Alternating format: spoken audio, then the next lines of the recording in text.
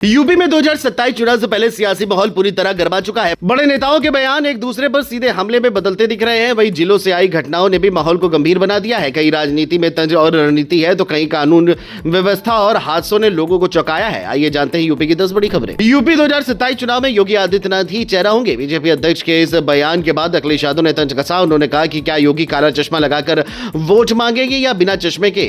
साथ ही अखिलेश ने प्रशासनिक फैसलों और कानूनी व्यवस्था पर सवाल उठाते हुए कहा कि जनता संविधान के तहत जवाब देगी, जिससे सियासी माहौल और गर्मा गया है। अखिलेश यादव को सीएम बनाने का लिया शिवपाल यादव ने प्रण। जी हां, ये सच है क्योंकि शिवपाल सिंह यादव ने साफ कर दिया है कि उनका एक ही लक्ष्य है 2027 में अखिलेश यादव को मुख्यमंत्री बनाना। जसवंत नगर दौरे में उन्होंने कहा कि उन्हें किसी पद की चाह नहीं बल्कि पूरी ताकत चुनाव में झोंकनी है। उन्होंने दावा किया कि पार्टी एकजुट है और इस बार भाजपा को हराकर सत्ता में वापसी की तैयारी पूरी है। मैनपुरी में गेहूं खरीद केंद्रों की अव्यवस्थाओं को लेकर सांसद डिंपल यादव ने गंभीर चिंता जताई। उन्होंने कहा कि जिले में करीब 60 केंद्र दिखाए जा रहे हैं, लेकिन कई जगह खरीद शुरू ही नहीं हुई है, जिससे किसान परेशान है और कई केंद्रों पर बारदाने की भारी कमी के कारण किसान अपनी उपज बेच नहीं पा रहे हैं और मजबूर होकर मंडियों का रुख कर रहे हैं। इससे किसानों को उचित मूल्य नहीं मिल रहा है और आर्थिक नुकसान झेलना पड़ रहा है। गोरखपुर दौरे के दौरान योगी आदित्यनाथ की शेर के पुतले के साथ फोटो वायरल होते ही सियासत गर्मा गई। लेश यादव ने तंज कसते हुए कहा कि नकली शेर के साथ मुस्कान असली देखे तो धड़ाम हो जाए। उन्होंने इटावा लाइन सफारी का जिक्र करते हुए कहा कि शेर बनाना था तो ठीक से बनाते। बता दें ये तस्वीर रवि किशन ने खींची थी जो अब चर्चा में है। कासगंज में टैक्सी चालक के बेटे शांतनु भदौरिया ने इंटरमीडिएट में 90.80% अंक लाकर जनपद टॉप कर इतिहास रच दिया। सीमित संसाधनों के बावजूद उनकी मेहनत रंग लाई और पूरे जिले का नाम रोशन हुआ। गंज डुडवारा के शांतनु रोज करीब 6 घंटे पढ़ाई करते थे और अब उनका सपना सिविल सेवा में जाने का है। उनकी सफलता पर परिवार और इलाके में खुशी की लहर है और वहीं नेताओं और शिक्षकों ने घर पहुंचकर सम्मानित किया। कासगंज से लोकमंच के लिए जुम्मन कुरैशी की रिपोर्ट। बुलंदशहर में चेकिंग के दौरान पुलिस को बड़ी कामयाबी मिली, जहां एक पाकिस्तानी नागरिक को गिरफ्तार किया गया। पुलिस के मुताबिक आरोपी करीब 40 साल से भारत में अवैध रूप से रह रहा था और फर्जी आधार व ड्राइविंग लाइसेंस बनवाकर पहचान छुपा रहा था। पहले गुलाबवती और अब बीसा कॉलोनी में रह रहा था। फिलहाल पुलिस हिरासत में लेकर पूछताछ कर रही है और मामले की अन्य कड़ियों की जांच तेज कर दी गई है। बुलंदशहर से लोकमंच के लिए कादिम राजपूत की रिपोर्ट। चंदौली में पुलिस और बदमाश के बीच मुठभेड़ में हिस्ट्री शीटर धर्मेंद्र भारती गिरफ्तार हो गया। अलीनगर क्षेत्र में हुई कार्रवाई के दौरान आरोपी ने पुलिस पर फायरिंग की, जिसके जवाब में चली गोली उसके दोनों पैरों में लगी। घायल हालत में उसे अस्पताल में भर्ती कराया गया है। उसके पास से अवैध तमंचा कारतूस बरामद हुए। आरोपी 40 से ज्यादा मुकदमों में वांछित था। पुलिस अब सहयोगियों पर भी कार्रवाई की तैयारी में है। चंदौली से लोकमंच के लिए सुजीत कुमार की रिपोर्ट। आगरा में हाई टेंशन लाइन में फॉल्ट के चलते उस वक्त अफरा तफरी मच गई जब बड़ा गांव में एक